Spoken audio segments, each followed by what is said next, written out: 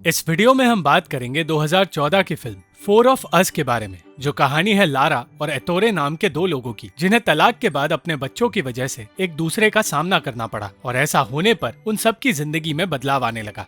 रोम शहर में लारा नाम की औरत अपनी जिंदगी अकेले बिताने की कोशिश कर रही थी और शादी टूटने के बाद उसका पूरा परिवार पूरी तरह बिखर गया था। लारा की बेटी एमा एक थिएटर एक्ट्रेस बनना चाहती है, इसलिए एक्टर्स के साथ वो एक थिएटर में ही रहती है। लारा का पति एतोरे अपने परिवार से अलग अपने दोस्त रोबर्टो के गराज में रहता है और इस परिवार के हालातों से भागने के लिए लारा का बेटा जियाकोमो अपनी बुआ निकोलेता के साथ रहने लगा। परिवार के चारों लोग अपनी जिंदगी एक दूसरे से अलग रहकर जी रहे थे। इस बीच लारा अपनी बढ़ती उम्र को लेकर परेशान थी और जवान रहने की कोशिश कर रही थी। इस परेशानी के बीच उसे निकोलेता ने बताया कि जियाकोमो के एग्जाम्स देर से शुरू होंगे और निकोलेता को काम के सिलसिले में वहाँ से जाना पड़ रहा है, इसलिए लारा को जल्द से जल्द जियाकोमो के पास आना होगा और कुछ घंटों तक उस पर नजर रखनी होगी। जियाकोमो जाओलिन नाम की एक चाइनीज लड़की को पसंद करता था, पर वो उससे कभी बात नहीं कर पाता। वो हिम्मत जुटाकर उसके पास जा ही रहा था कि तभी लारा वहाँ आ गई और उसे अपने साथ ले जाने लगी। ना चाहते हुए भी उसे अपनी माँ के साथ जाना पड़ा और वो दोनों एमा के पास गए, जो थिएटर में अपना काम कर रही थी।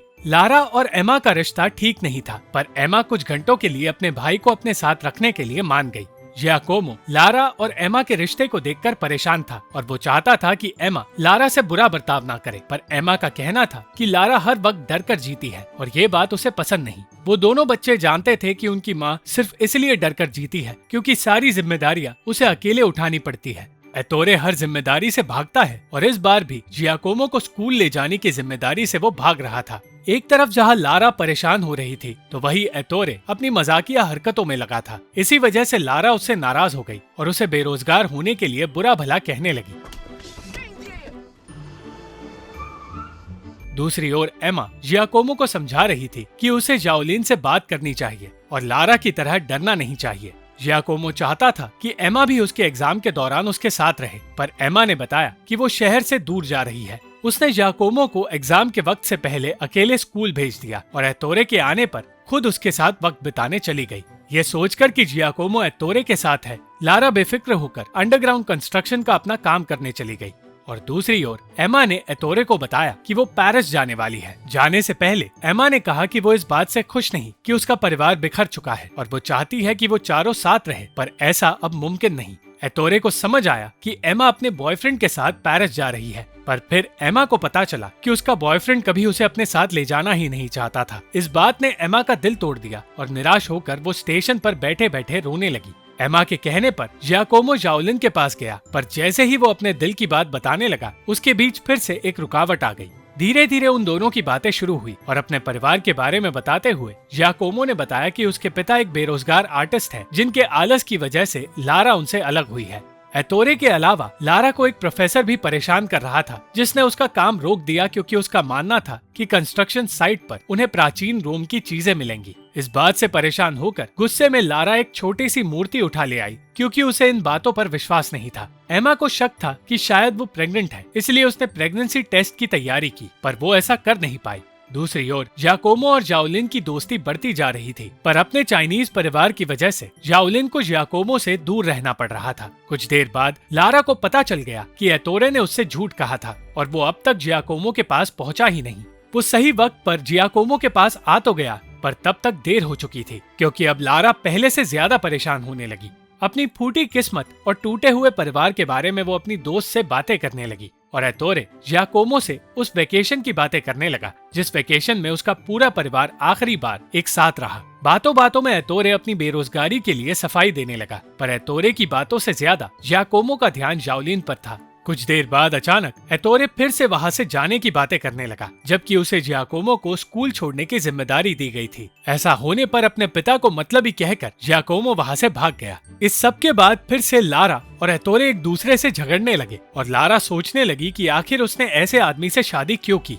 एमा लौटकर अपने थिएटर में चली गई और कला के जरिए बेहतर महसूस करने की कोशिश करने लगी। रॉबर्टो की मदद से एतोरे को नया काम मिलने वाला था, पर जब उसने अपने आसपास के माहौल को देखा तो वो डर गया और रॉबर्टो को बिना बताए वहाँ से निकलने लगा। ये बात रॉबर्टो को अच्छी नहीं लगी और वो समझ नहीं पाया कि एतोरे अपनी जिंदगी बर्बाद क्यों कर रहा है। कोई नहीं जानता था कि जियाकोमो कहाँ पर है, पर फिर निकोलेटा को वो अपने घर में मिला और उसने लारा से कहा कि वो जियाकोमो को एग्जाम के लिए स्कूल ले जाएगी। मगर स्कूल जाने से पहले जियाकोमो जाओलिन से अपने दिल की बात कहना चाहता था और निकोलेटा की मदद से वो ऐसा करने में कामयाब हुआ। कुछ देर बाद एमा ने लारा को कॉल किया और कहा कि वो मुसीबत में है। लारा जल्द से जल्द एमा से मिलने वहाँ से निकली और दूसरी ओर एतोरे जियाकोमो के एग्जाम के लिए सही वक्त पर स्कूल में पहुँच गया। लारा पहली बार अपने बेटे के लिए वक्त पर पहुंचने में नाकामयाब रही, इसलिए एतोरे को लगने लगा कि वो पहली बार लारा से जीत रहा है, पर वो ये नहीं जानता था कि लारा असल में एमा को संभालने की कोशिश कर रही है। एमा अपनी जान देने वाली थी क्योंकि उसे लगता है कि वो प्रेग्नेंट है और उसका बॉयफ्रेंड उसे छोड़कर पेरिस चला गया है। वो माँ बनने के लिए तैयार नहीं थी क्योंकि उसे लगता है कि वो अपनी माँ जैसी हो जाएगी और अपने बच्चों पर ध्यान देने के बजाय काम पर ध्यान देगी। उस दिन पहली बार लारा ने अपना आपा खोया और कह दिया कि एतोरे ने कभी कोई जिम्मेदारी उठाई नहीं और उनका परिवार सिर्फ इसलिए टूटा क्योंकि एतोरे किसी दूसरी औरत के लिए घर छोड़कर चला गया था, इसलिए उसे दिन रात सिर्फ काम करना पड़ा। लारा ने बताया कि वो चाहती है उनका परिवार साथ रहे, पर ऐसा मुमकिन नहीं। अचानक इन बातों के बीच एमा ने प्रेगनेंसी टेस्ट लेने का फैसला किया, पर लारा और एमा दोनों ही रिजल्ट के बारे में सोचकर डरने लगे। जियाकोमो के एग्जाम का वक्त होने लगा और किसी तरह एतोरे ने उसका डर दूर किया। जल्दी एग्जाम शुरू हुआ और तब सही वक्त पर एमा और लारा भी वहाँ पहुँच गए। एक दूसरे से अपने दिल की बातें कहने पर लारा और एमा का रिश्ता सुधरने लगा और इसलिए वो दोनों ही खुश थे। सब कुछ सही रहा और एग्जाम खत्म होते ही वो सब जश्न मनाने लगे क्योंकि हर टीचर ने जियाकोमो की तारीफ की। जियाकोमो अपने परिवार के साथ रहना चाहता था, पर लारा को फिर से अलग होना पड़ा और जियाकोमो निराश हो गया। मगर फिर उन सब ने लारा को मना लिया और सालों बाद पूरा परिवार एक साथ वक्त बिताने निकल पड़ा। अपने माता पिता और बहन के साथ जियाकोमो एक छोटी सी ट्रिप पर गया और उस वक्त हर कोई खुश था। लारा अब भी पूरी तरह आजाद होने से डर रही थी, पर अपने परिवार के कहने पर वो भी हर परेशानी को भूलकर मजे करने लगी। जियाकोमो जो चाहता था वो उसे मिलने लगा। कुछ देर मजे करने के बाद एतोरे एमा से उसके बॉयफ्रेंड के बारे में पूछने लगा और तब एमा ने बताया कि वो आदमी एतोरे की ही उम्र का था। उन दोनों ने इस बात का मजाक उड़ाया और फिर एमा अपने बचपन की बातें याद करने लगी। पूरा दिन साथ बिताने के बाद वो सब घर लौटने लगे और बच्चों को सुलाकर लारा और एतोरे कुछ पुरानी तस्वीरें देखने लगे। उन दोनों को एहसास हुआ कि उनका रिश्ता हमेशा से खास था और वो अब भी एक दूसरे से प्यार करते हैं। लारा इस रिश्ते को फिर से सुधारना तो चाहती थी, पर वो ऐसा कर नहीं पाई और उसने एतोरे को वहाँ से जाने के लिए कह दिया। एतोरे अब भी उस घर में रहकर अपनी शादी को एक और मौका देना चाहता था, पर लारा को डर था कि ये एक गलती होगी। इन बातों के चक्कर में लारा अपनी घर की चाबियां भूल गई और कुछ देर के लिए उन दोनों को एमा के साथ हंसी मजाक करने का मौका मिल गया। एमा समझ गई कि उसके माता पिता का रिश्ता सुधरने लगा है और एतोरे की तरह एमा भी चाहती थी कि उसके माता पिता साथ रहे। उस रात थिएटर में लौटते ही एमा को बताया गया कि उसे एक्टिंग करने का मौका मिल रहा है। सालों से एमा सिर्फ थिएटर में साफ सफाई का काम कर रही थी, पर आज पहली बार उसे स्टेज पर जाने का मौका मिला और अपनी जिंदगी सुधरते देख उसे खुशी मिली। एतोरे रॉबर्टो के घर लौट गया और उससे उसकी ऑफिस में हुई बात के लिए माफी मांगने लगा। उसने कहा कि डर के मारे उसने नौकरी से इनकार कर दिया था, मगर वो काम करने का मौका फिर से चाहता है। रॉबर्टो उससे नाराज तो था, पर वो अपने दोस्त के हालात भी जानता था, इसलिए उसने एतोरे को माफ कर दिया। एमा को एहसास हो गया कि उसे जिंदगी में आगे बढ़ना चाहिए, इसलिए उसने अपने बॉयफ्रेंड को हमेशा के लिए छोड़ दिया। लारा जिस मूर्ति को उठाकर लाई थी वो सचमुच प्राचीन रोम की मूर्ति थी और ये बात जानकर अगली ही सुबह उसने उस मूर्ति को कंस्ट्रक्शन साइट में फिर से रख दिया। उसने ऐसा इसलिए किया क्योंकि वो समझ चुकी थी कि उसे अपने जीने का तरीका बदलना होगा। जियाकोमो के परिवार वालों के साथ साथ उसकी भी जिंदगी अब बदलने लगी और जाओलिन और उसका रिश्ता बेहतर होता गया।